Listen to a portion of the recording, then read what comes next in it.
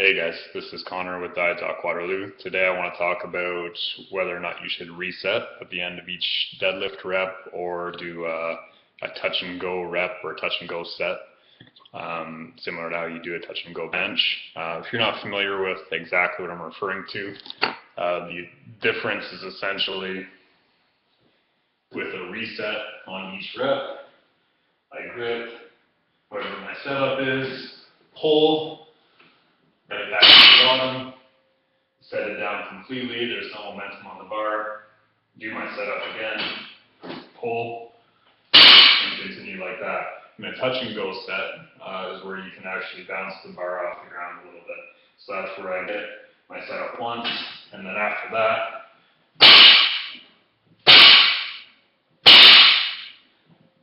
you actually bounce and project the bar around a bit more. So the latter one there, the touch and go set, you're going to see that a lot more in the gym. There's a good reason for that. It's easier. Much of the reason that people hate deadlifts in the first place is because you have to overcome that initial inertia. The bar is sitting on the ground. It's not moving. You can't use momentum. When you do a squat or a bench press, you start with the weight above you. It's starting in the top position. When I come down into a bench press and back up, I can use some elastic power in my muscles and my fascia and bounce that weight back up a little bit. Same thing with a squat. I'm down and then back up, so I get to use that elastic rebound. Not so with the deadlift.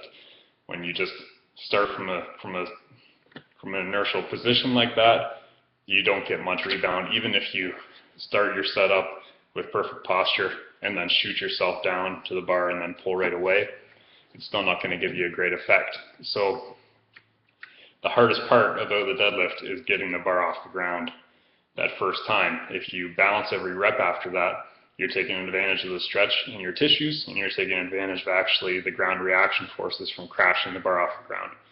Makes each rep a lot easier. So if that's what you have to do in order to get the number on the bar that you'll be satisfied with, then go ahead and do it. But it's less safe to do the touch and go reps because you don't have control over your spinal position as you're actually crashing the bar into the ground. I guarantee you're going to break your core and glute contraction when you do that. Your technique is probably going to be off a little bit again. You're not controlling the rep as well as if you reset each time. Your overall force development is probably going to be a little bit lower if you do the touch and go because it's going to require a lot of force, like I said, to overcome that initial position. So in almost every way, or pretty well every way except for ego satisfaction, resetting your reps at the end of each rep in a deadlift set is the best way to go. And considering you shouldn't really be doing more than, I don't know, like a maximum of 6 to 8 reps of deadlifts in any given set. I mean, if you're doing more than that, then that's another discussion for another day, but it's probably not in your best interest.